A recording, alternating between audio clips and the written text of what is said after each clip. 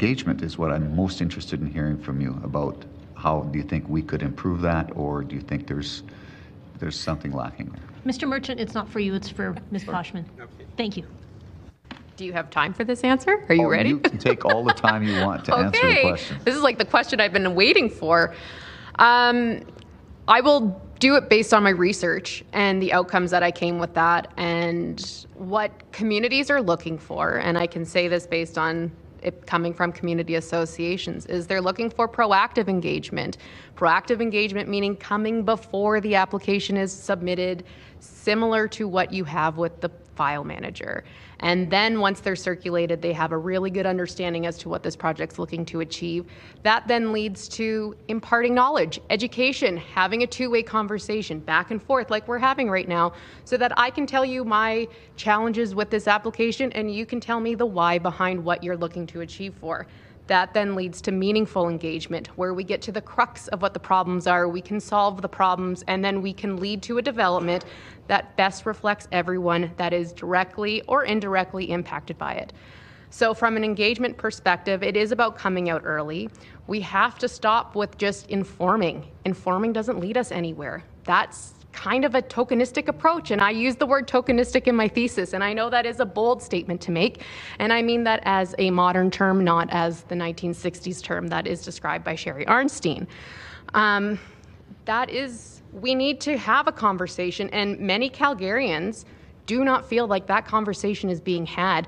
We're more or less being told what's coming down, and yes, the public hearing does offer that option to explain our perspective, but a 5-minute limitation, and if you can't get your points across, it's a very challenging thing to do, and it's a highly intimidating process as well. I'm sure many of you have stood on this side, and if you haven't, your heart rate goes up. Sometimes my watch thinks I'm having a heart attack and is like, you need to calm down, but I've learned to adjust and to not be scared anymore.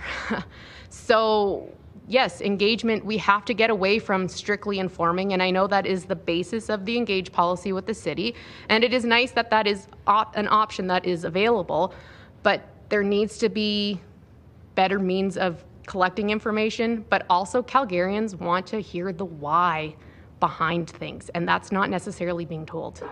Do you think a feedback loop would be beneficial? Depending on what that feedback loop is. If it's a survey, then no, because that's clearly not necessarily working. That feedback loop has to be the two-way conversation, I think, or the development needs to be reflective of the policy plans that are in place, because that's where the somewhat meaningful engagement is taking place, not at the implementation phase. Thank you. My time's up. Thank you. Let's go to Councillor Dhaliwal, please. Oh.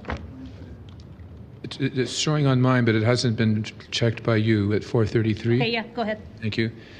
Thank you Ms. Poschmann, thank you for your clarity on all the key issues. It's been wonderful to hear your explanations. You said one thing which puzzled me a little bit, though, and correct me if I'm wrong, but I think you mentioned in passing that you had some concerns about RCG really paying off in terms of being an effective tool for affordability.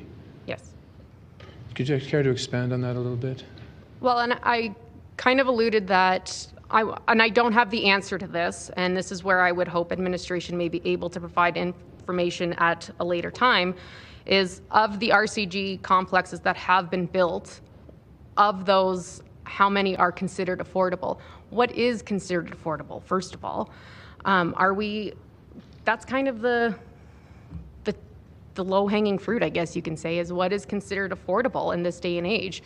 I don't know if RCG can necessarily achieve that, because there is that cost associated. I still think we're going to be looking at $550,000 for a unit, and I don't believe that to be affordable for those who are in low-income scenarios. And if there isn't any government support in building these complexes, then I don't believe it's achieving the goal of introducing more affordable housing, or housing that is affordable, into the system. Perhaps you'd care to comment on this. My understanding, I'm sure it's not perfect, but in principle I believe it's correct, is that we're of the belief that at the city that there is going to be advantages to building more. More supply should mitigate price increases at a minimum. and that affordability, if it's defined as 30% of income, then that will hopefully open the doors to more people to an opportunity to own an RCG product. I'm not an expert on the on markets and whatnot. That's not where my focus lies.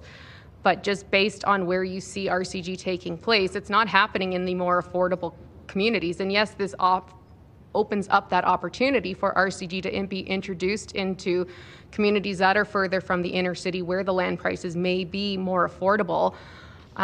But there's still, it comes down to who the developer is. I know and I appreciate that RCG is not going to result in you having to change your single detached into a semi-detached or into a row house or townhouse. It's not that what this is resulting in. But the developers are the ones who are controlling the system right now, and they're the ones who are making the decision as to where they're able to build these properties. So they're kind of driving the market and driving what the future of the housing prices are going to be, in my personal opinion, based on where RCG units are being built today. Great, thank you very much. Thank you, Chair. Thank you. Sorry I missed you there, Councillor Putmans. Go ahead, Councillor Thaliwal.